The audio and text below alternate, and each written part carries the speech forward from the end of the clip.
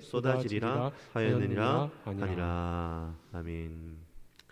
오늘도 주님의 은혜를 사모하여 나오신 우리 모든 청년들, 그리고 함께 예배하시는 우리 장년분들 주님의 이름으로 사랑하고 축복합니다. 우리 양옆에 있는 분들하고 인사 한번 하시겠습니다. 오늘도 잘 오셨습니다. 한번 인사하겠습니다. 오늘도 잘 오셨습니다. 우리 앞뒤로도 다시 한번 인사드릴까요? 은혜 많이 받으시기 바랍니다. 은혜 많이 받으시기 바랍니다. 예, 하나님께서 오늘 우리에게 주시는 은혜가 있습니다. 우리 그 은혜를 다 받아 누리게 되는 여러분들 되시기를 간절히 바랍니다. 우리는 지난 시간에 다니엘 9장에 나타난 다니엘의 기도를 함께 살펴보았습니다. 다니엘의 기도는 기도의 핵심이 무엇인가를 우리에게 잘 보여주는 교과서와 같습니다. 우리의 기도의 근거, 무엇에 기대어 기도해야 할 때 하나님이 반응하실 수밖에 없는지, 그런 것들, 그리고 세상 속에서 하나님 나라 백성으로 살아가는 그 믿음의 선배로서 다니엘이 우리에게 그것을 잘 보여주고 있다는 거죠. 다니엘 기도가 왜 중요한지 오늘 우리가 읽진 않았지만 9장 18절과 17절을 보시면 우리가 다시 한번 그것을 알 수가 있어요. 우리 한 목소리로 19절과 18절입니다. 같이 한번 읽어보겠습니다. 나의 하나님이여, 귀를 기울여 들으시며 눈을 떠서 우리의 황폐한 상황과 주의 이름으로 일컫는 성을 보옵소서. 우리가 주 앞에 간구하옵는 것은 우리의 공의를 의지하여 하는 것이 아니요 주의 큰 긍휼을 의지하여 함이니이다. 주여 들으소서. 주여 용서하소서. 주여 귀를 기울이시고 행하소서. 지체하지 마옵소서. 나의 하나님이여, 주 자신을 위하여 하시옵소서. 이는 주의 성과 주의 백성이 주의 이름으로 일컫는 바 됨이니이다. 아멘. 우리가 지난 시간에 나누었던 내용을 복습을 해보자면 이런 거죠. 다니엘은 기도의 근거를 어디에 두고 있다는 말입니까? 하나님의 긍휼, 즉 헤세드와 하나님의 이름의 명예에서 그는 그 기도의 근거를 찾았습니다. 하나님, 나는 아무런 의도 없습니다. 하지만 하나님께서 우리들을 지독하게 사랑하시는 걸 잘 압니다. 주님의 헤세드를 잘 압니다. 비록 우리가 이렇게 비참한 상태이지만 이런 우리의 처지가 하나님이 기뻐하시는 모습이 아님을 또한 압니다. 그러니 하나님, 우리를 사랑하신 그 헤세드의 사랑으로 또 우리에게 주신 그 당신의 이름의 명예를 위해서라도 우리의 기도를 들어주시고 우리를 구원해 주세요. 이것이 바로 다니엘의 기도의 핵심인 겁니다. 그리고 우리가 배워야 할 기도의 핵심인 것이지요. 그래서 우리는 이 다니엘의 기도의 중심을 배워야 합니다. 우리는 기도할 자격이 없는 사람들입니다. 아무도 하나님 앞에 나갈 수 있을 만큼 의롭지 못합니다. 그러나 우리는 우리의 죄를 대신하여 죽으시고 우리에게 당신의 의의 옷을 입혀주신 그리스도 예수 때문에 기도할 수 있습니다. 그 사랑과 그 이름의 명예 때문에 우리는 은혜의 보좌 앞에 담대히 나아갈 수 있습니다. 이 시간 주님의 이 사랑에 기대어 하나님께 나아가는 우리 모든 청년들 그리고 우리 성도님들 되시길 주님의 이름으로 간절히 소망합니다. 우리 주님은 그렇게 하나님께 나아가는 우리를 향해 구원을 베푸시는 하나님이십니다. 오늘 우리가 함께 읽은 본문 이 9장 20절부터 27절의 내용은 다니엘이 올려드린 이 위대한 기도에 대해서 하나님이 어떻게 반응을 보이셨는가의 내용이라고 보시면 될 것 같아요. 처음으로 하나님께서 어떻게 반응을 보이기 시작하십니까? 다니엘의 기도가 끝나니까 이전에 순양과 순염소 환상을 해석해 주었던 가브리엘이라는 천사가 저녁 제사를 드릴 무렵에 다니엘에게 옵니다. 21절을 보니까요, 빨리 날아서 왔다 이런 표현이 나오는데요, 이걸 원어 성경 그대로 번역을 해보면 많이 지쳐 있었다라는 뜻이 됩니다. 그러니까 천사가 너무 급하게 날아와서 지금 헉헉 대면서 다니엘에게 왔다 이런 뜻이에요. 이렇게 급하게 찾아온 이유는 뭡니까? 다니엘에게 지혜와 총명을 주어서 어떤 환상의 의미를 일깨워 주기 위함이었다라고 오늘 성경은 우리에게 가르쳐 줍니다. 그런데 이 이야기 가운데 우리가 가만히 들여다보면 이거는 좀 빼버려도 될 것 같은데, 이건 좀 불필요한 부분인데 라고 생각되는 표현이 있어요. 우리 다시 한번 같이 한번 한 목소리로 23절입니다. 같이 한번 한 목소리로 23절 말씀을 읽겠습니다. 같이 읽습니다.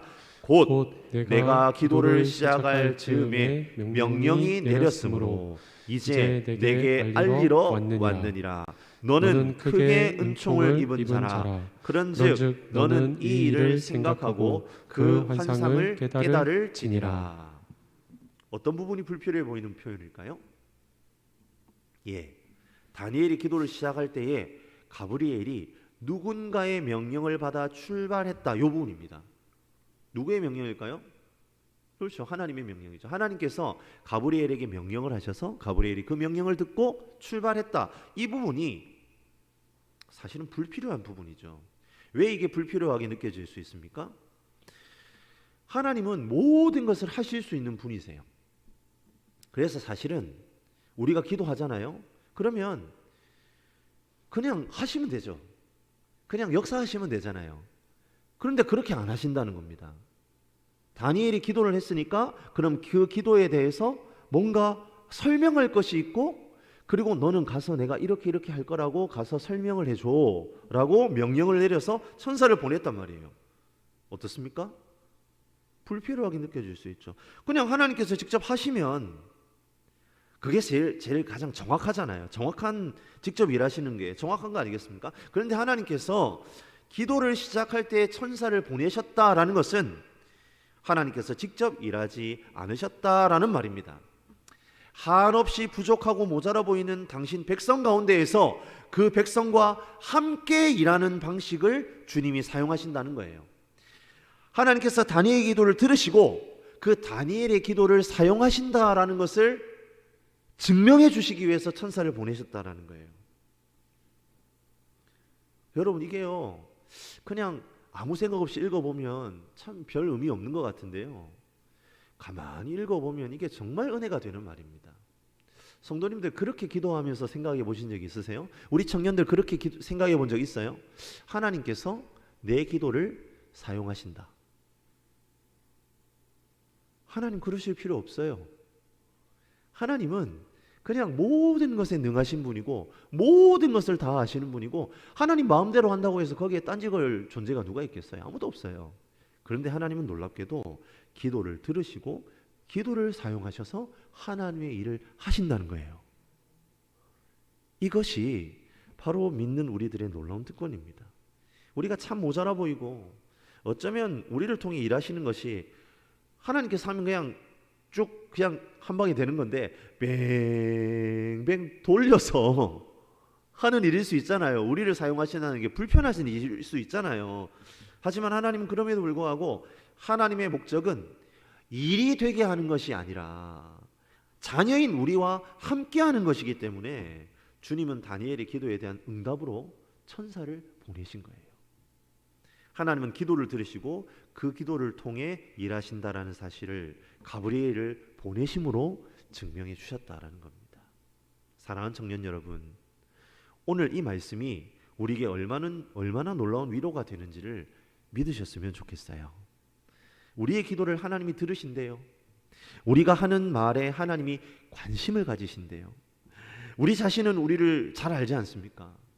우리도 우리가 얼마나 유치한 기도를 하나님께 드리고 있는지 압니다. 온 세상을 다스리시는 하나님이 우리의 그 기도를 듣고 반응하시고 있다는 말이에요. 요한계시록 8장 3절과 4절은 하나님께 올라가는 기도를 이렇게 묘사합니다. 또 다른 천사가 와서 제단 곁에 서서 금 향로를 가지고 많은 향을 받았으니 이는 모든 성도의 기도와 합하여 보좌 금 제단에 드리고자 함이라. 향연이 성도의 기도와 함께 천사의 손으로부터 하나님 앞으로 올라가는지라. 성도가 기도하면 그 기도가 끊임없이 제단 옆에 금 향로에 올라가는 향연과 함께 누구에게? 하나님께로 드려진대요. 천사의 손에 들려서 하나님 앞으로 올라간답니다. 우리 하나님이 우리의 모든 기도를 그렇게 중요하게 여기고 계신다요. 하지만 우리는 때때로 우리 기도를 하나님이 들으시는지 의심합니다. 기도하는 우리 자신을 돌아봐도, 우리가 드리는 기도의 내용을 살펴봐도 너무 초라하고 하나님이 들으실지 의문이 된다는 거예요. 하나님 이거 정말 들으실까? 이런 유치한 것도 하나님 들으실까? 그런데 하나님은 우리 기도를 듣고 계신다는 겁니다. 우리는 우리 스스로에게 속을 수 있어요. 무슨 말입니까? 허공을 향해 기도하는 것 같고 시간을 허비하는 것 같고 나의 기도가 무시당한다는 느낌을 받는다는 거예요. 그리고 이럴 바에 내가 기도할 필요가 있을까? 그렇게 우리가 치부하고 결국 그래서 어떻게 됩니까? 기도를 멈춰버리는 거죠. 하지만 우리는 느낌이 아니라 기록된 하나님의 말씀에 근거한 진리를 믿어야 합니다. 느낌에 지배당하지 말고, 우리 청년들 느낌 좋아하잖아요. 필이 중요하잖아요. 그런데 그것 아니고 그분이 내 기도를 들으신다는 하나님의 말씀을 붙잡고 기도해야 합니다. 당신의 가장 좋은 것으로 기도하는 하나님의 사람들을 채워주신다는 거예요. 우리 하나님이 우리의 기도를 들으시기 때문에 그 사실로 말미암아 우리가 위로와 평안을 얻게 된다라는 것입니다. 그것을 믿고 기도하는 자리에서 기도를 멈추지 않는 우리 모든 청년들 되시기를, 그리고 우리 모든 성도님들 되시기를 주님의 이름으로 간절히 축복합니다. 이제 우리는 천사 가브리엘이 직접 해석하는 내용을 이제 쭉 듣게 됩니다. 그런데 문제가 있어요. 가브리엘의 해석이 너무나 어렵다는 겁니다. 이해가 안 돼요. 가브리엘이 해석한 이 부분을 놓고 교회사의 수많은 성경학자들이 구약 성경에서 가장 이해하기 어려운 부분이다라고 평가할 정도로 이 부분에 대한 해석은 난해합니다. 대표적인 난해 구절입니다. 그래서 데일 랄프 데이비스라는 아주 유명한 이 다니엘서와 관련된 탁월한 강해 설교를 쓰신 학자도 이 본문에 있는 71회에 대한 용어와 관련해서 무려 20가지의 다른 해석이 존재한다라고 말하면서 이것을 해석하는 건 너무나 어렵다, 그렇게 인정을 한다는 거예요. 이 쉽지 않은 본문입니다. 일단 우리말 성경과 확연하게 다른 히브리어 원어 성경을 놓고 보아도 원어에 대한 해석이 학자들마다 다 다릅니다. 일단 가브리엘의 환상을 해석하여 들려주는 부분이 있는데 다니엘이 본 환상의 내용이 안 나와요. 무슨 얘기냐면 해석은 있는데 어떤 환상인지가 안 나와요. 무슨 얘기인지 아시겠습니까? 다니엘이 뭔가 환상을 봤대요. 그리고 그거에 대해서 해석을 하고 있는데 해석만 있는 거예요. 그리고 그 해석에 돌연 막 이상한 숫자들이 나오고요, 또 이상한 사건과 인물에 관련된 내용들이 막 쏟아져 나오는 겁니다. 그래서 다니엘이 본 환상이 긍정적인 것인지 아니면 부정적인 것인지조차도 파악할 수가 없는 채로 우리는 그냥 해석을 듣고 있는 거예요. 71회, 62일에, 7일에, 한 일에, 기름 부음 왕, 무슨 의미인지, 성전은 세워진 건지 성전은 무너진 건지, 분명 이게 한글로 번역해놨는데 한글로 기록된 건데도 불구하고 이 짧은 본문에 도대체 무슨 얘기를 하고 있는지 알 방도가 없다는 거예요. 이쯤에서 우리는 한 가지 확신이 있어야 합니다. 그게 무엇이냐면 이것은 그때 당시 환상에 대한 가브리엘의 해석을 듣고 있던 다니엘도 그 해석의 내용을 이해하지 못했을 것이다 라는 확신이에요. 무슨 얘기인지 아시겠어요? 제가 너무 꼬아서 얘기했습니까? 다니엘도 무슨 얘기인지 몰랐다는 겁니다. 왜 제가 이것을 확신하느냐면 다니엘이 이해가 안 되는데도 그 내용을 기록했기 때문입니다. 성도님들 있잖아요, 세상에서 제일 이해가 안 되는 글이 뭔 줄 아십니까? 쓰는 사람이 이해를 못하면서 그냥 받아 적어 놓은 게 제일 이해가 안 가는 글이에요. 그러니까 이런 겁니다. 우리가 지금 오늘 읽었던 요 다니엘서 9장 20절에서 27절의 내용이 이해가 안 간단 말입니다. 왜 이해가 안 가느냐? 다니엘이 기록했을 거 아니에요? 다니엘이 기록을 했는데 다니엘이라는 사람이 매우 논리 정연한 사람입니다. 그런데 이렇게 논리 정연한 사람이 이거를 이렇게 논리가 없이 그냥 쑥 썼다는 얘기는 그냥 받아 적었다는 거예요. 다니엘이 자신이 들은 내용을 이렇게나 이해할 수 없게 기록했다라는 것은 그야말로 자신이 들은 대로 적은 거예요. 사랑하는 청년 여러분, 우리는 각자 어려운 표현이 나옵니다. 해석의 틀을 가지고 있습니다. 세대 차이라는 게 왜 생길까요? 각 세대마다 사물이나 사건을 보고 그 사건에 대해서 해석하는 세대 간의 그 해석의 틀이 다르기 때문입니다. 20, 30대는 똑같은 A라는 사건을 보고 다르게 해석합니다. 그런데 우리 나이 많으신 어르신분들은 A라는 사건을 보고 또 B를 생각한다는 거예요. 그렇게 우리는 각자 해석의 틀을 가지고 외부에서 들어오는 정보를 받아들여서 해석을 해요. 그래서 우리는 결코 사물을 객관적으로 인식하지 않습니다. 늘 우리의 주관을 통해서 세상을 듣고 보고 이해해요. 그래서 관심이 있는 것만 들리고 관심이 있는 것만 보이는 겁니다. 지금 다니엘을 온통 사로잡고 있는 주제는요, 뭐예요? 이스라엘의 회복입니다. 70년 지나면 이스라엘이 다시 한번 예루살렘으로 돌아갈 거야, 성전으로 돌아오게 될 거야 라고 했던 예레미야의 예언이 지금 그 다니엘의 모든 정신을 사로잡고 있습니다. 지금 거기에만 다니엘이 지금 막 마음을 쏟고 있는 거예요. 그래서 그는 이 일이 성취되기를 하나님께 간절히 기도했죠. 그런데 그 기도 응답으로 천사가 내어놓는 해석이 자기가 지금 알고 생각하고 기도에 올렸던 내용이 아니에요. 뭔지 정확하게는 하나도 모르겠는데 그거는 분명한 거예요. 내가 간절하게 바라던 그 이야기가 아닌 것만은 확실한 거예요. 그럼 다니엘이 어떻게 할 수 있습니까? 자신이 듣고 싶은 대로 천사가 한 이야기를 기록할 가능성이 있겠죠. 그러니까 들리는 정보를 자신이 지금 해석의 틀로 가지고 있는 이스라엘의 회복이라는 그 틀에다가 그 지금 막 가브리엘이 막 쏟아놓는 이야기를 막 이렇게 넣어가지고 해석해서 기록할 수 있다는 거예요. 그렇게 해서 기록을 남길 수 있단 말입니다. 자신이 기도할 때 하나님이 천사를 보내셨다라는 이 사건 하나만으로도 사실은 얼마나 이 긍정적인 메시지를 많이 만들어낼 수 있겠어요. 하지만 다니엘은 어떤 선택을 하고 있단 말이죠? 맞습니다. 가감 없이 기록합니다. 자신이 이해를 못했지만 심지어 어떤 면에서는 자신이 인정하기 싫은 내용일 수도 있지만 그것이 하나님의 말씀이기 때문에 그대로 기록해 남긴 겁니다. 그래서 이 말씀이 두서가 없는 거예요.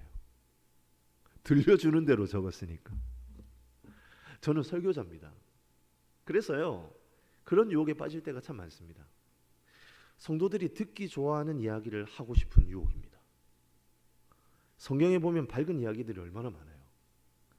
그런 것들을 잘 정리해서 더 쉽고 적절하게 풀어서 전하면 아마 많은 성도님들이 은혜 받았다고 반응하실 것 같아요. 아마도 그래서 많은 교회에서 선포되는 메시지가 대부분 익숙한 본문을 사용하는 것이 아닌가 하는 생각이 들기도 합니다. 그러다 보면 교회를 오래 다니신 분들도 성경 66권 중에 아주 일부만 설교를 통해 접하게 되는 겁니다. 10년, 20년 신앙생활을 하도 성경 전권의 어디 구석에 있는 말씀으로는 설교를 못 듣는 거예요. 설교자의 입장에서 이 구약 본문이요, 진짜 신약 본문을 해석하는 것보다 너무너무 어렵습니다. 게다가 더 문제가 되는 건 뭐냐면 이 구약의 메시지가 오늘날 우리 성도들의 마음을 불편하게 하는 요소가 너무나 많다는 겁니다. 대표적으로 지금 우리가 살펴보는 이 다니엘서가 그런 본문이잖아요. 바르게 해석하는 것도 정확하게 전달하는 것도 까다로운데 거기에 본문을 적용하는 부분도 성도들이 원하는 것과 다를 수 있다는 거예요. 머리가 빨리 돌아가는 설교자라면 일단 피하고 보는 게 상책인 겁니다. 그런데 다니엘은요, 그렇게 하지 않는다는 겁니다. 자신도 그 말씀을 정확하게 이해를 못했는데 그대로 기록합니다.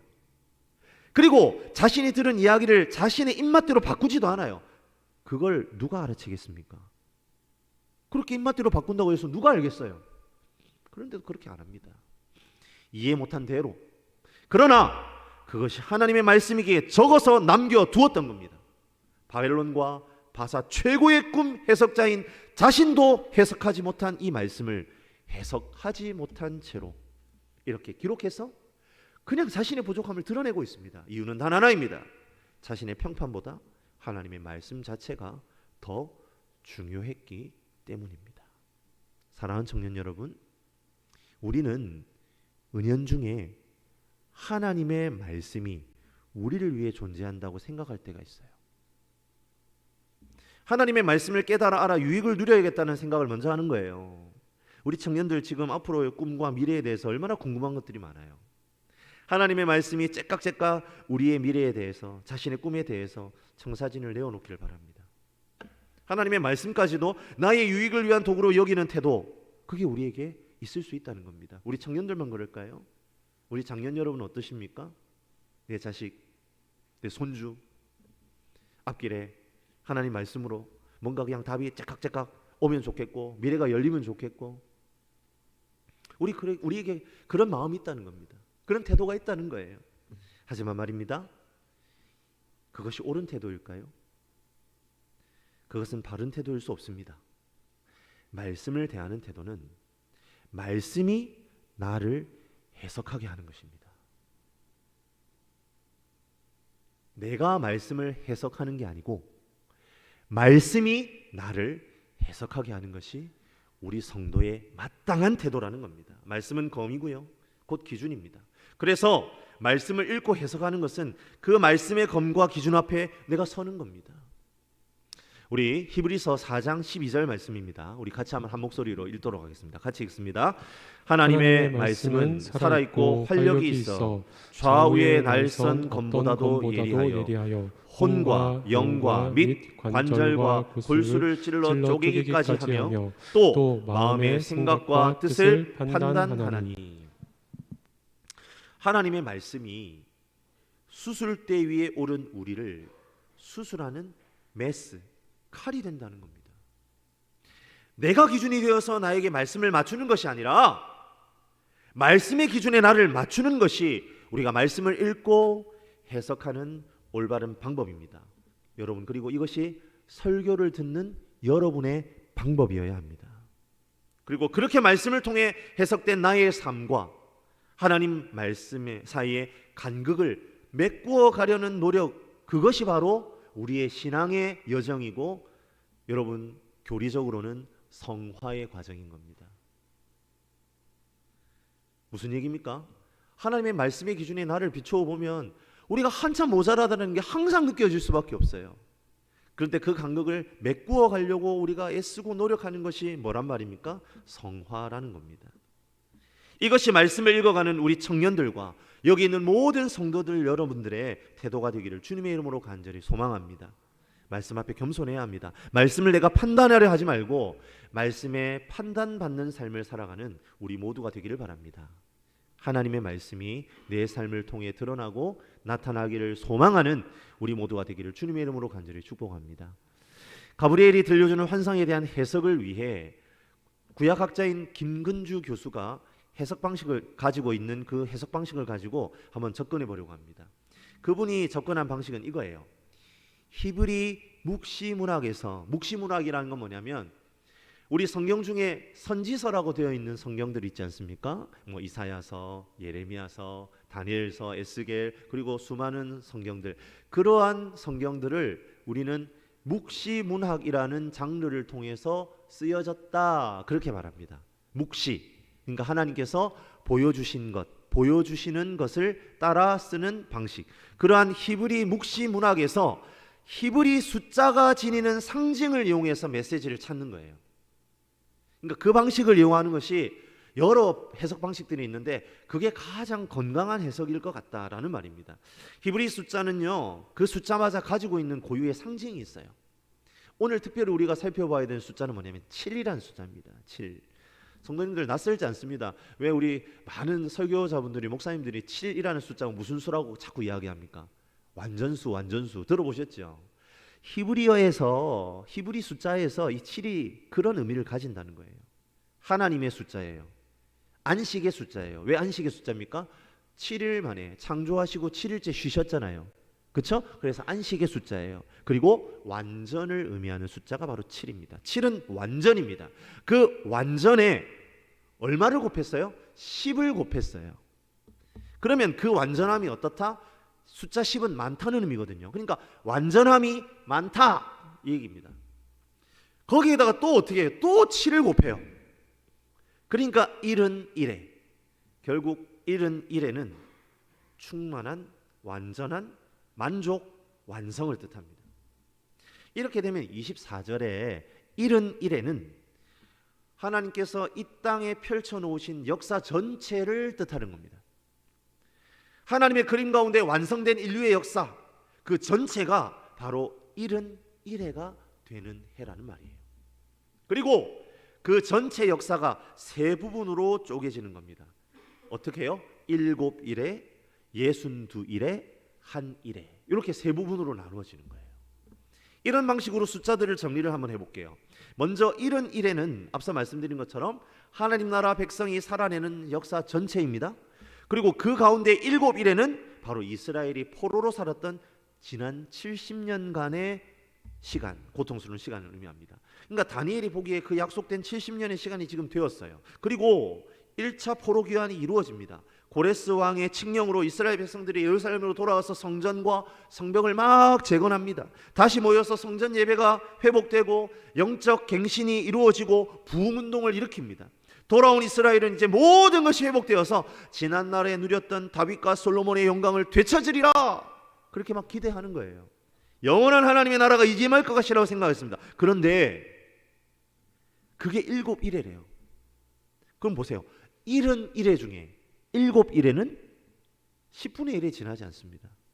아직 62일에와 1일에가 합해서 63일에가 남아있는 거예요. 7일에 비해 훨씬 긴 시간이 남아있는 겁니다. 7일에가 끝이 나 그들이 이제 결국 우리는 회복될 거야, 이제 부흥의 역사가 일어날 거야, 그게 오래가지 않는다는 거예요. 더 길고 고된 시간이 너희에게 올 것이다, 이런 의미입니다. 헬라 제국이 나타났고 이후에 로마 제국이 등장합니다.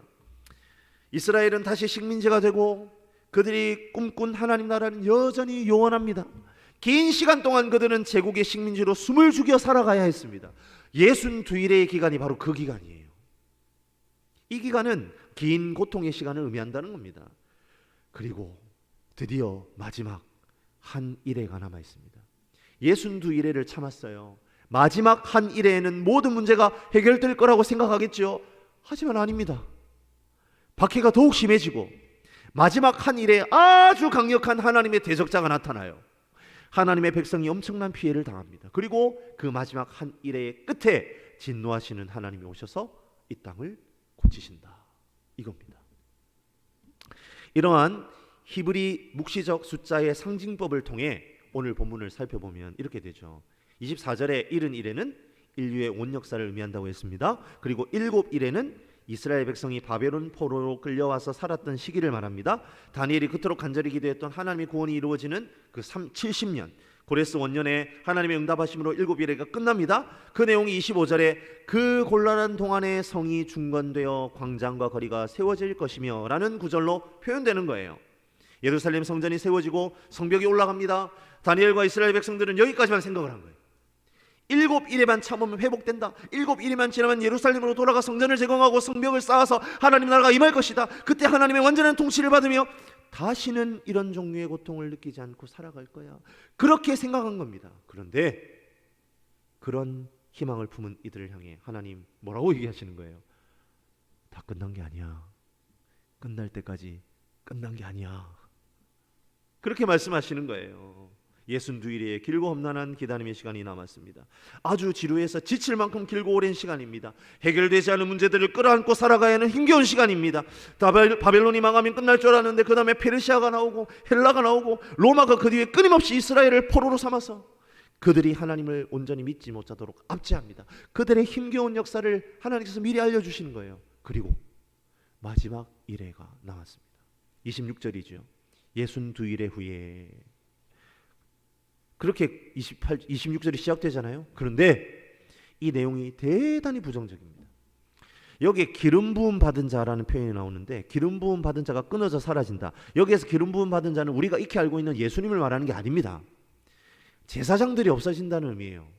제사장들이 없어지면 뭐가 무너질까요? 그렇습니다. 성전 제사가 무너집니다.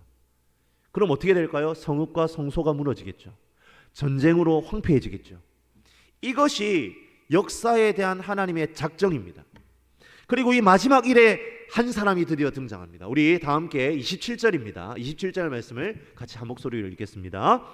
그가 장차 많은 사람들과 더불어 한 일해 동안의 언약을 굳게 맺고 그가 그 일의 절반의 제사와 예물을 금지할 것이며 또 포악하여 가증한 것이 날개를 의지하여 설 것이며 또 이미 정한 종말까지 진노가 황폐하게 하는 자에게 쏟아지리라 하였느니라. 일곱 이래가 지나면 모두 회복될 줄 알았고, 그 후에 62이래가 지나면 그때는 정말 회복될 줄 알았는데 그게 아닙니다. 겨우 62이래까지 참았는데 마지막 한 이래가 가장 악한 존재가 기다리고 있는 거예요. 마치 게임으로 치면은 끝판왕이 나타나는 겁니다. 그는 모두를 속인답니다. 기름 부은 자들을 죽인답니다. 예배를 금한답니다. 폭력을 사용하고 성전을 우상으로 오염시킵니다. 하나님의 백성이 하나님 백성답게 살 수 없도록 만든 가장 지독한 존재가 70일에 기다리고 있습니다. 하나님께서 이렇게 보여주시는 목적은 무엇입니까? 다른 것이 아닙니다. 생각한 것보다 긴 싸움이 될 것을 미리 알려주시는 거예요. 그리고 그 긴 싸움을 견딜 수 있는 인내를 요구하시며 긴 호흡으로 그 싸움을 준비해야 한다 말씀하십니다. 어떻게 싸울까요? 그렇죠. 긴 호흡으로 기도하며 이 싸움을 준비해야 된다 말씀하시는 겁니다. 말씀을 마무리하겠습니다. 사랑하는 청년 여러분, 다니엘이 어떻게 날마다 순교하는 삶을 견딜 수 있었나요? 그는 하나님이 이루실 회복을 기대했기 때문에 견딜 수 있었어요. 그의 마음에 늘 두 가지 언약의 말씀이 있었지 않습니까? 하나님의 이름을 두신 땅 예루살렘, 그 예루살렘에 있는 성전을 향하여 기도하면 하나님께서 구원해 주시리라는 약속, 그리고 예레미야를 통해 70년이면 본향으로 돌아오리라는 예언, 이 두 가지. 하나님께서는 다니엘의 기도를 들으셨어요. 그리고 하나님의 구원 계획에 관해서 다니엘이 잘못 알고 있는 부분을 확인해 주시고, 그리고 교정해 주시려고 가브리엘을 보냅니다. 지난 70년은 그저 7일에 불과하고 앞으로 62일에와 가장 심각한 한 일회가 남아있다, 다 끝났다고 생각한 다니엘과 이스라엘은 이제 솔로몬 시대에 이스라엘의 영광을 누리는 것만 남아있다고 생각했는데 그렇지 않다는 거예요. 야, 너희들 이제 고작 10분의 1 살아낸 것뿐이야, 그렇게 말씀하신다는 겁니다. 우리 하나님은 자신의 백성을 속이지 않으세요. 하나님은 이스라엘과 이스라엘 백성들이 잘못된 꿈을 꾸지 않도록 그들의 생각을 교정해 주시기를 원하셨어요. 그리고 이런 현실이 바로 앞에 놓여 있음을 깨닫고 현실을 자각하면서 준비하고 단단히 마음을 먹고 부딪혀 나가도록 하셨습니다. 다니엘과 이스라엘은 지금 당장 모든 것이 회복되는 게 아님을 알아야 했습니다. 진짜 구원은 더 긴 기다림을 통과하여 더 강력한 박해를 견딘 후에 이루어진다는 사실을 알아야 했습니다. 그래야 마음의 준비를 할 수 있기 때문입니다. 앞으로 일어날 미처 예상치 못했던 일들을 감당할 수 있기 때문입니다. 그래서 하나님은 다니엘에게 환상을 설명해 주신 겁니다. 동일하게 하나님께서는 저와 여러분 앞에 놓여 있는 현실을 현실 있는 그대로 보라고 말씀하십니다. 막연하게 잘 될 거야, 곧 끝날 거야, 그렇게 말한다고 문제가 해결되겠습니까? 해결되지 않습니다. 우리가 지금 겪고 있는 이 코로나 시기 역시 곧 끝날이라고 쉽게 생각해서는 안 됩니다. 우리가 처음에 예상했던 것보다 더 많은 기간을 보내지 않았습니까? 맨 처음에 코로나 터졌을 때 한두 달 하다 말겠지. 1년이 지났어요. 그래, 이제 1년이 됐으니까 그만두겠지. 왜 2년이 지났어요? 기억나십니까? 작년 연말쯤에 사실은 우리가 이제 막 회복하려고 했어요. 그런데 갑자기 무슨 오미크론이고 뭐고 그게 나오더니만 갑자기 또 확진자 뛰면서 다시 사회적 거리두기로 돌아갔잖아요. 우리 지금도 아직 모릅니다. 지금 우리가 괜찮아질 거라고 계속 낙관적으로 보고 있는데 이 지금 여름 휴가 때를 지나가면서 이제 여름 막바지가 고비다, 그렇게 얘기를 합니다. 지금 어떻게 될지 모릅니다. 성도님들, 우리가 처음 예상했던 것보다 많은 기간을 보내지 않았습니까? 그리고 코로나 종식된다고 해도 우리는 또 오랜 시간을 거쳐서 모든 것들을 되돌려 놓아야 합니다. 더불어 코로나보다 더 심각한 바이러스가 또 오지 않으리라는 보장이 어디 있겠습니까? 사랑하는 청년 여러분, 우리는 이 세상 속에서 71회를 살아내야 하는 성도인 것을 기억하시기 바랍니다. 이것은 보통 긴 기간이 아닙니다. 지난 7일회를 사는 것도 쉽지 않았는데 남은 62일을 살아야 한다고? 거기다가 마지막 한 일에는 이제까지 만나 적없는 강한 적이 출현한다고? 이렇게 생각하면 우리는 시작도 하기 전에 낙심밖에 될 게 없는 거예요. 하지만 그럼에도 불구하고, 낙심이 될 수밖에 없음에도 불구하고 우리가 이 말씀에 귀 기울여야 하는 이유는 무엇입니까? 마지막 한 일에까지 견디고 힘든 그 시간까지 견딘 자에게 결국 하나님이 원하시는 진정한 회복의 역사가 일어나기 때문입니다. 우리는 구약의 시대를 살았던 다니엘이 아닙니다. 물론 우리에게도 62일에와 같은 기다림과 연단의 시간이 있을 겁니다. 하지만 우리는 이미 71회가 어떻게 끝났는지 알고 있습니다. 그리고 마지막 1회에 등장했던 그 악한 자를 하나님께서 어떻게 멸하셨는지도 알고 있습니다.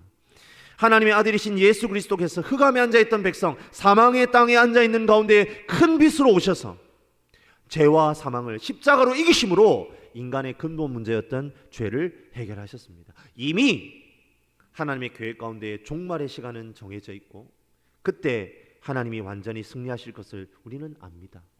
구약의 성도들은 71회의 끝에 계신 이를 간절히 바랐지만 보지 못했습니다. 하지만 우리는 그분을 보았습니다. 이미 이 땅에 오셨고 그 승리를 완성하러 다시 오실 것입니다. 우리는 지금 이미 왔던 분, 그리고 다시 오실 분을 기다리며 이 땅에서 싸움을 치러내고 있는 중인 겁니다. 사랑하는 전대중앙교회 청년 여러분, 그리고 우리 사랑하는 성도님들, 그 예수를 바라봅시다. 그 예수를 깊이 생각합시다. 그분께서 어떤 일을 행하셨고 왜 그 일을 행하셨는지 묵상합시다. 그분이 이루시는 구원을 우리의 눈으로 보며 나아가기를 원합니다. 그 소망으로 나를 채우고 그 소망을 붙들고 세상 가운데 서 있는 저와 여러분들이 되시길 간절히 소망합니다. 7일에 62일에 마지막 한 일회와 같은 힘겨운 세상에서 최후 승리를 믿기에 승리하신 그리스도를 사랑함으로 우리에게 맡겨진 선한 싸움을 싸워 이기며 이미 오셨고 다시 오실 우리 주님을 붙들고 그 믿음의 길을 완주해 나아가는 우리 청년들, 그리고 우리 모든 성도님들 되시길 주님의 이름으로 간절히 축원합니다.